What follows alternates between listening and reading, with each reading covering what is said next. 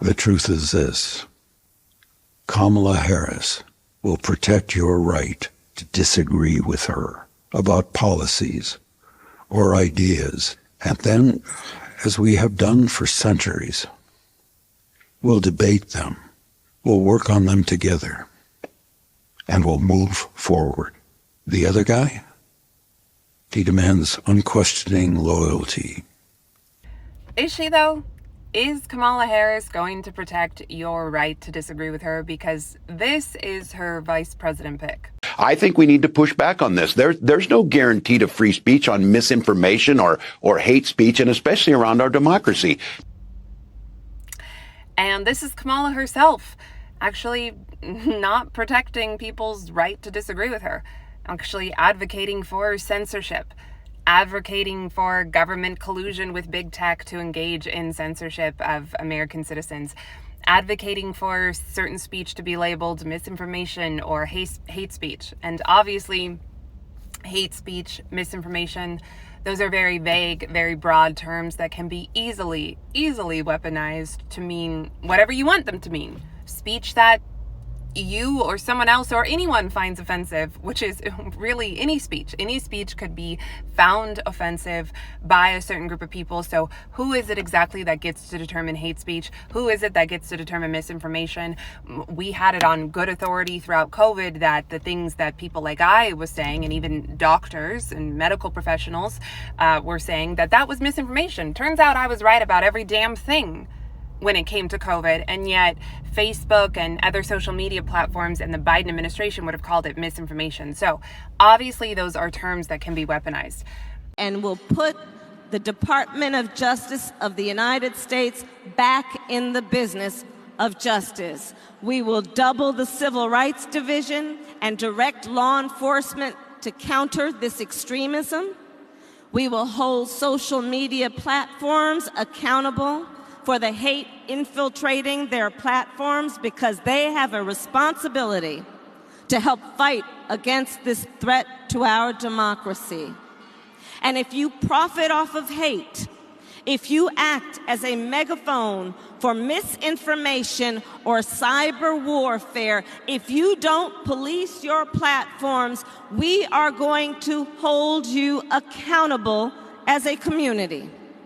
He and his account should be taken down. We saw in El Paso that shooter in his manifesto was informed by how Donald Trump uses that platform. And this is a matter of corporate responsibility. Twitter should be held accountable and shut down that site. It is a matter of safety and corporate accountability. Thank you. Senator Warren, you can respond. So, look, I don't just want to push Donald Trump off Twitter. I want to push him out of the White House. That's our job. Join me in saying that his Twitter account should be shut down. No, let's figure out why it is that he has lost his privileges, and it should be taken down. And the bottom line is that you can't say that you have one rule for Facebook and you have a different rule for Twitter. The same rule has to apply, which is that there has to be a responsibility that is placed on these social media sites to understand their power. They are directly speaking to millions and millions of people without any level of oversight or regulation. And that has to stop. Donald Trump has 65 million followers on Twitter.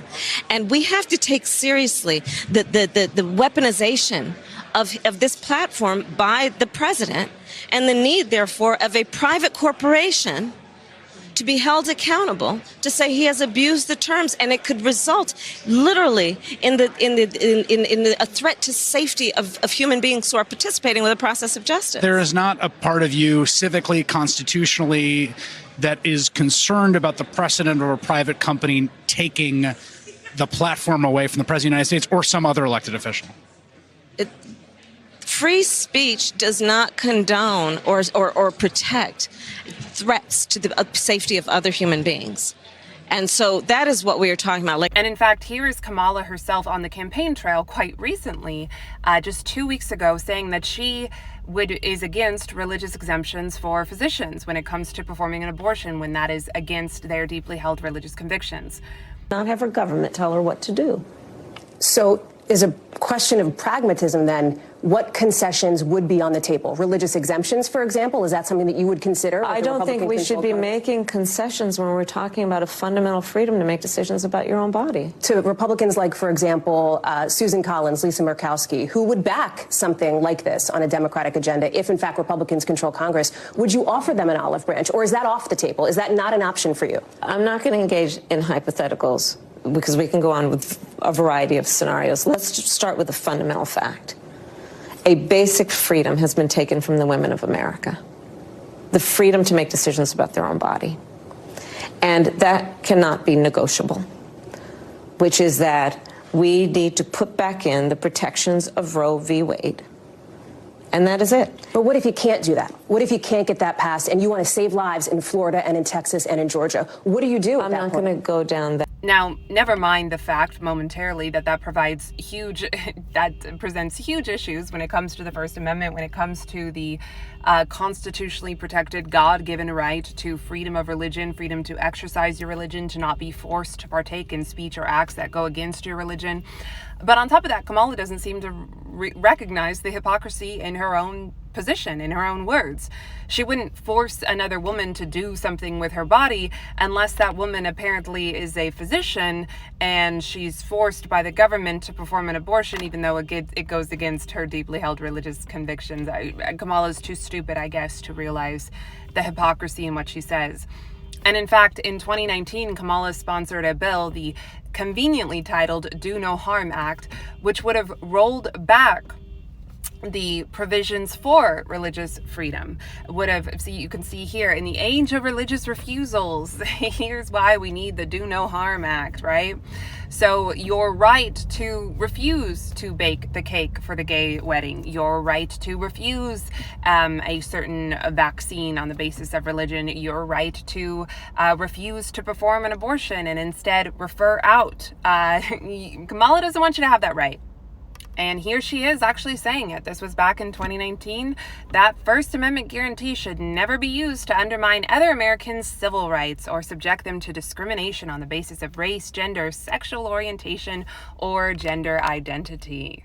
Now, I probably don't need to tell you that there are certain religions that don't even recognize that gender identity is a thing. There are certain religions that would call certain sexual orientations sins. And so do we have the right to go around and commit crimes against people? No. And hopefully your religion also tells you not to do that. Do we have the right to say you can't come into my restaurant or my shop because you look gay or you are gay or whatever the case may be? No, we don't have that right. But we also have the right to not be forced, especially by the government, to partake in speech or acts that go against our religious convictions just because it might hurt someone else's feelings or their identity or who they think they are or how they think they were born. But Kamala Harris doesn't want you to have that right. Moreover, Biden ran on "I'll be a president for all Americans," and he failed miserably at that. Kamala Harris has promised the same, and yet she is part of this Biden-Harris administration. She says she wouldn't have done anything differently from Biden. And a case in point here, and this goes beyond COVID, this goes beyond abortion, but this is just one example. Biden-Harris administration is the administration that said their patience is wearing thin, and now it's time for every American who works at a company with 100 or more employees to take the COVID shot. And if you don't, you will face consequences because science. My message to unvaccinated Americans is this. What more is there to wait for? What more do you need to see? We've made vaccinations free, safe, and convenient. The vaccine has FDA approval. Over 200 million Americans have gotten at least one shot. We've been patient, but our patience is wearing thin, and your refusal has cost all of us. It's what the Biden-Harris administration tried to do. Now, thankfully, we have 3 branches of government, and SCOTUS struck that down, but that was the Biden-Harris administration. That was just one example of an effort that they tried to do unconstitutionally and had to be struck down by SCOTUS. And again, Kamala has already said she wouldn't have done anything differently than Biden. So I just need to ask Harrison Ford, who stayed silent for so many years and weirdly now decided to speak up, and his grounds for speaking up is that he thinks Kamala Harris is going to suddenly protect your right to disagree with her. Weird choice of why you're supporting her. I would have gone with something else. But I just need to ask him and everyone else, do you really believe that Kamala Harris is going to protect your God-given, constitutionally protected right to disagree with her? Or is she going to label you misinformation or hate speech if you disagree a little too much, or disagree a little too vehemently, or disagree a little too articulately, or disagree and you have a large social capital or a large following? Is she going to actually silence you and call you hateful, and we're going to cheer her on because, oh, she's silencing the quote unquote hateful people, right? Is that what she's going to do? And I also need to know, where is it exactly that Trump has threatened to tamp down on your right to disagree with him? Yes, Donald Trump has fired certain individuals. He no longer associates with certain individuals, but those are people who worked for him. And yeah, when someone works for you, you actually do want loyalty. But I'm just wondering, where is it that Donald Trump demanded unfailing loyalty from the American people and threatened repercussions if you didn't give him that loyalty? Where is it? Where has the Trump-Pence administration labeled their opponents hate speech, labeled their opponents misinformation, tried to censor their opponents? And where is it that the Trump-Vance administration has threatened to do any of that? I'm really confused where that has happened, because it seems to me that only one side is trying to silence the other side and deplatform the other side and label the other side as misinformation and hate speech and cheers when they get kicked off social media sites. Seems to me like that's only going in one direction. So again, I'm just asking, where are you getting this idea that Kamala Harris is actually going to protect your right to disagree with her?